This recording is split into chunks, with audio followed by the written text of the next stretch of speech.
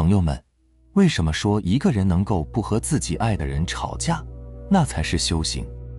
一个人总能让着对方或被对方让着，那才是福气。俗话说，无缘不相聚，不是一家人不进一家门。能成为夫妻都是有各种因缘在里面的。从量子角度讲，是两个灵魂的同频共振；从生命角度讲，是福业相当。如果和你爱的人都无法和谐相处，你就无法和任何事、任何人和谐相处。你们看似是两个人交往，实则是两个人带着各自祖祖辈辈的信息、今生原生家庭的信息、小我的习气、欲望、认知、经历等等交往。而在亲密关系中，是最能展露一个人的全部天性和心理状态的。有时候就是因为你们不同点太多，所以能和顺的少，不融洽居多。比如吵架、冷战、背叛或其他极端行为。我不妨先告诉大家一个检验亲密关系的最简单的方法，那就是当你暂时独处的时候，你看看自己的状态是否要好于两个人相处的时候。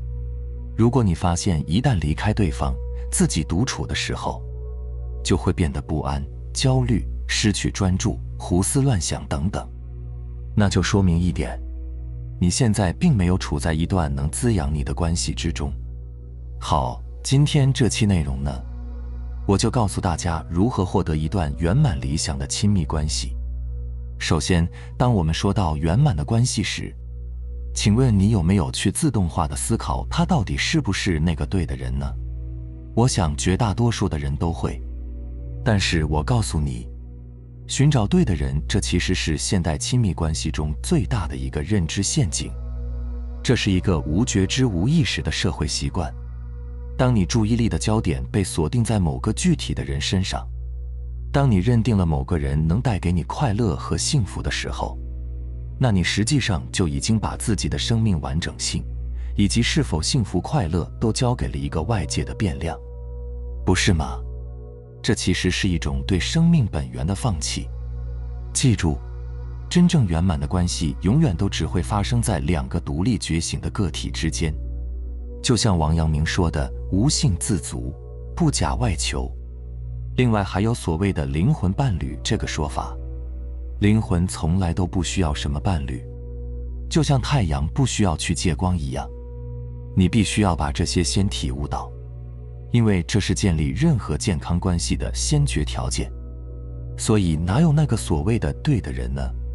压根就没有。你一旦认定有，那你最终就一定会走向痛苦和失望。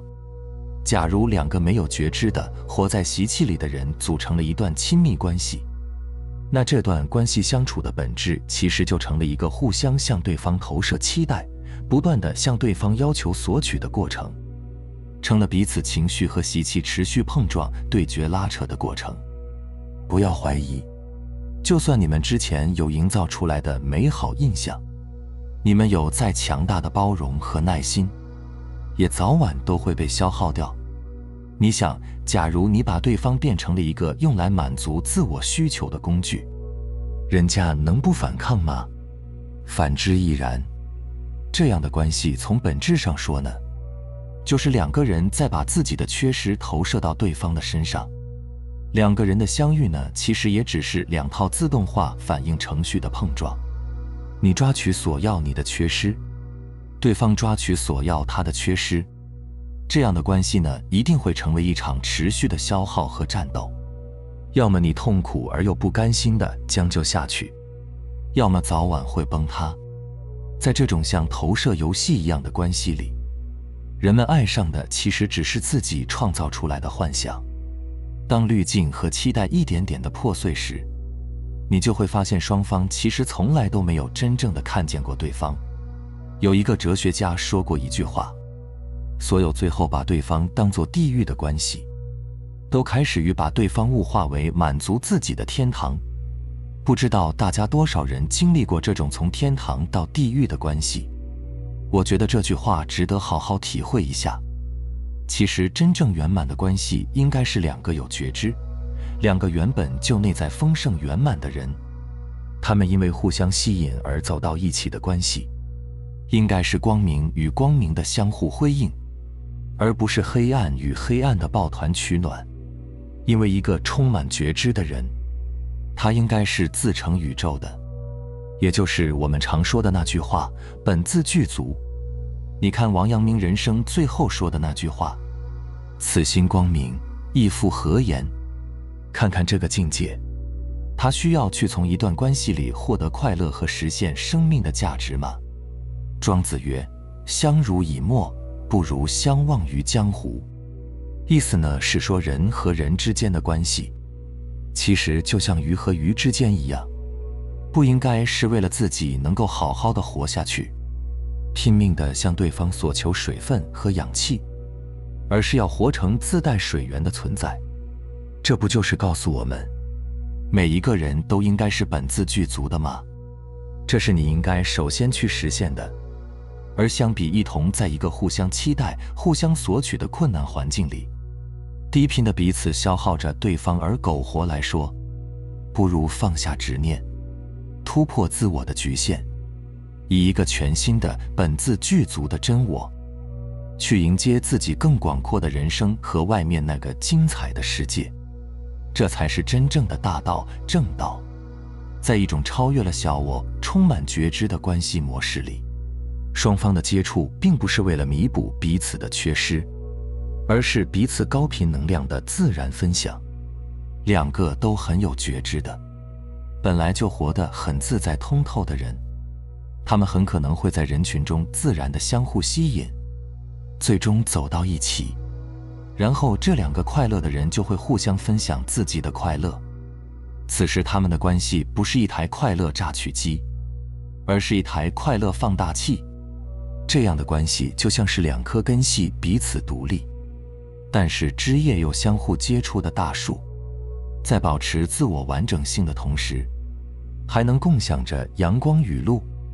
所以高质量的人类关系最重要的本质特征就是双方都是完整而独立的，双方都具备独自创造快乐的能力。那看看你现在的关系是不是这样的呢？这是我们每一个身处在关系之中的人都必须要好好审视的地方。另外呢，一段有觉知的关系还有一个重要的特征，那就是它是一个动态变化之下的平衡。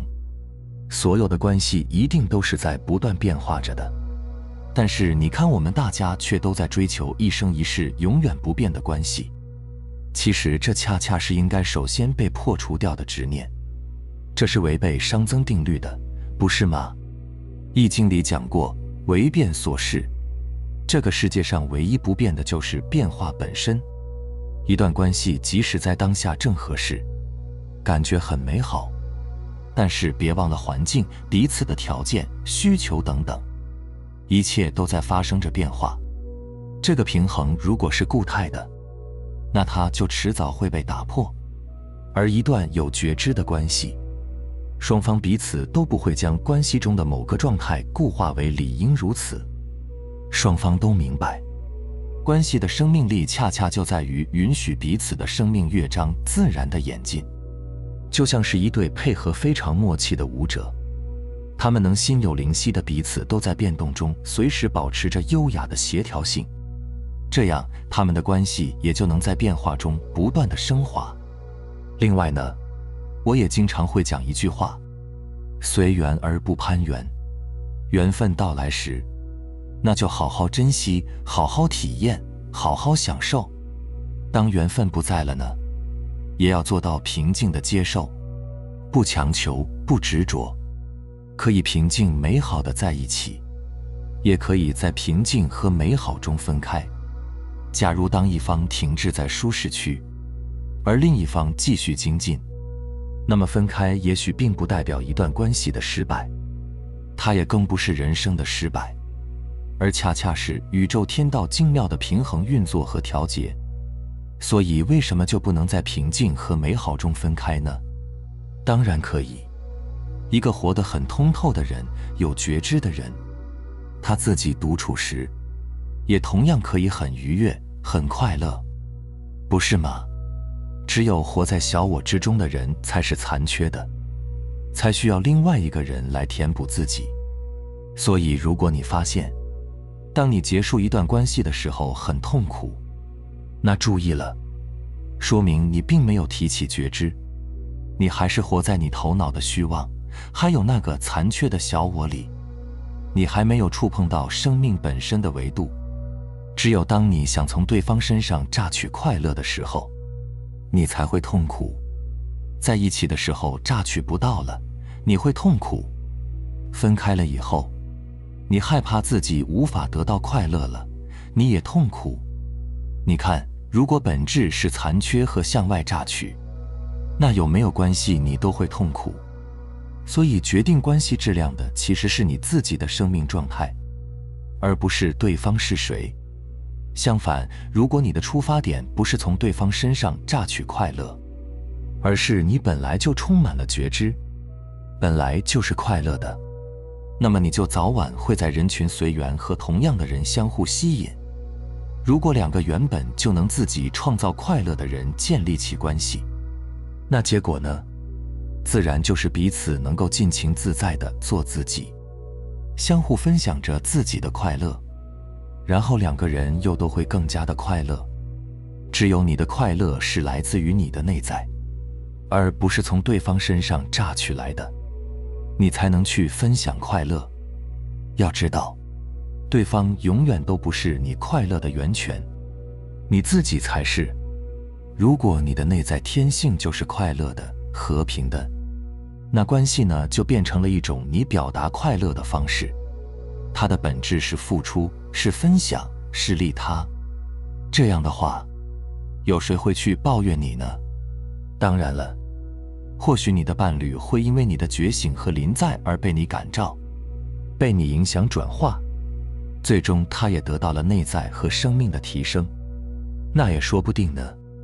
你有没有见过一种人，他们似乎同时拥有和保持着很多不同的人际关系，但是却都能维持得很好，非常的受欢迎，他们自己也不会累，不会痛苦。那是因为现有的关系对他们来说都只可能让他们更加的快乐，而不是他们快乐的原因。不用想，他们就是快乐的表达者和分享者，而不是那种在关系中的快乐索取者。好，最后我想说的是，我们不是要通过实修呢去获得一段圆满的关系，而是关系的本质就是修行的道场。就比如你在关系中的争吵和冲突，一个真正的实修者会把它们视为照见自我的明镜。还记得《金刚经》中的那句话吗？因无所住而生其心。如果把这句话映照在我们亲密关系中的修行上，那我觉得应该是当我们停止寻找，才能真正遇见；当我们不再需要，才能纯粹的享受。要知道，一段圆满理想的亲密关系，它其实并非是你生命的必选项，而是一位觉醒者赠予世界的礼物。明白了吗？好了，非常感谢你能看到这里，希望能对你有所触动和启发。我们下期再见。